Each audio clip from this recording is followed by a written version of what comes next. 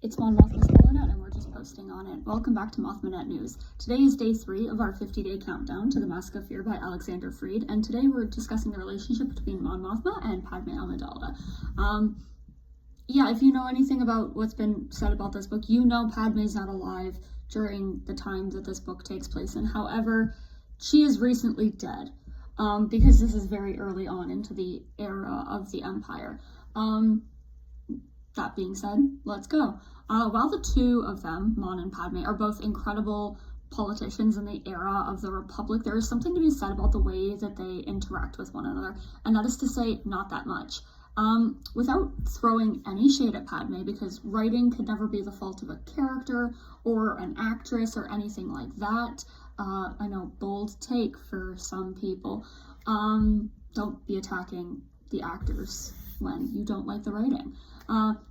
It seems as though the men who were in charge of writing Star Wars during this era seemed to balk at the mere thought of there being more than one prominent female politician. And so much of the time that they spend together in canon stories during the era of the Republic, Mon is very much taking a backseat to Padme. And that kind of sucks.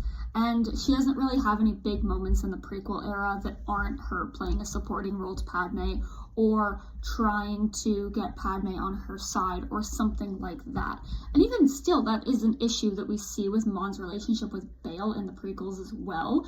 And it just kind of sucks that such an important character who ends up leading the Rebel Alliance is kind of shafted to just being a cheerleader for two of her colleagues for most of the prequel era.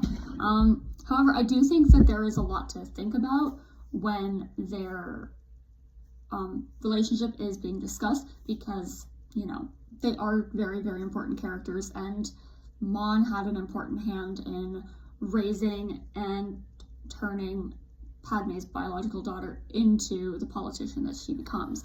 The Padme books by E.K. Johnston, which are very polarizing in fandom, I know, they do a lot of work to build the relationship between Mon and Padme.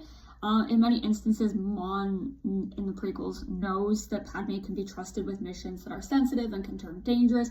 We see this in Senate Murders, we see it in the Padme books, right? And even though sometimes she'll be like, maybe somebody should go with you, she trusts that Padme can get the job done, which is incredibly important. She knows that Padme is capable of taking care of herself. That is probably one of the first things that she learned about Padme when she was introduced to her, aside from the fact that Mon was in the Senate when Padme was, giving her speech in the Senate, which ultimately deposed Chancellor Valorum as Chancellor and brought in Palpatine. So, Mon being there for that definitely plays a factor in how Mon perceives Padme in the beginning before they start really working together. They also have very similar ideals, though I think that the way that they challenge each other and help each other hone their talking points for when they're giving speeches, because they'll push back against each other, is incredibly important in a working relationship like the two of you being senators.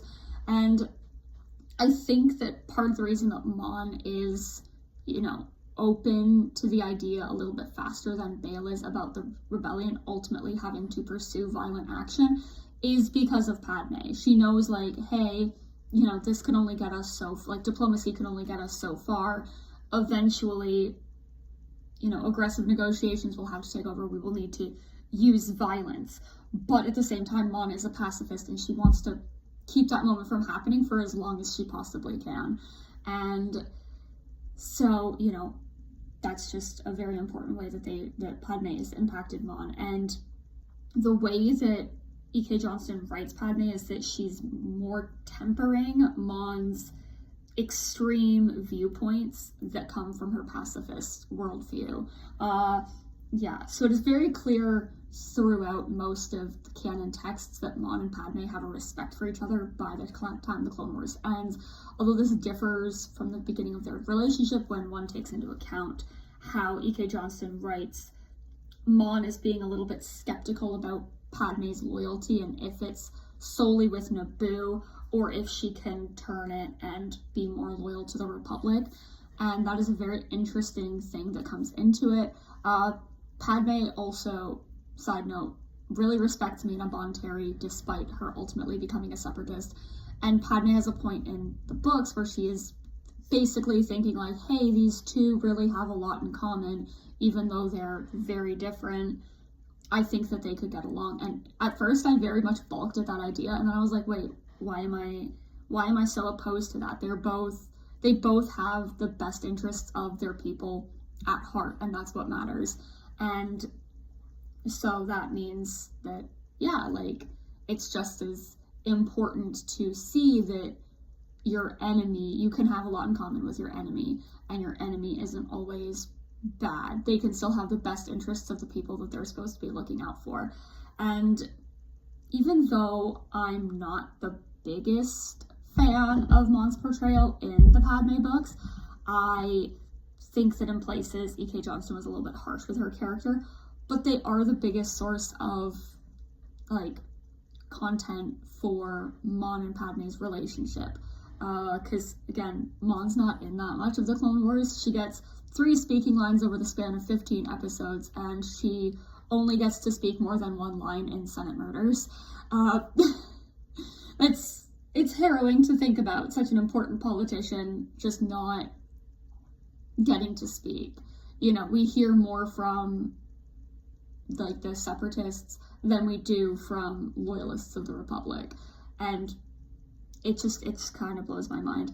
I do wish that they'd had more time together in the prequels, because Mon was clearly sad at Padme's funeral in Tales of the Jedi, and I think that had Mon's scenes in Revenge of the Sith not been cut, it would have done a lot more for the framework of how the two of them work together, because we know that they trust each other to get the job done, as I've pointed out already, and they know how to work with their coalition to protect the Republic and return peace to the galaxy and look out for the rights of the people, and, you know, fighting for clone rights and doing all of this really, really important work that we just never really got to explore, and that kind of sucks.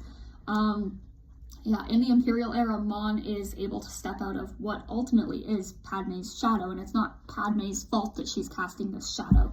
It was written that way, and so she feels like a real person in the era of the Empire, even though she's going through it day after day, and she isn't just a cheerleader for her colleagues. She very much is her own person, and yeah, it's very interesting to explore her growth from, you know, just 3 episodes where she speaks and like a handful of lines of dialogue in the Clone Wars, and, you know, not really getting a place to speak or do anything, and seeing her move into the role of leading the Alliance to restore the Republic.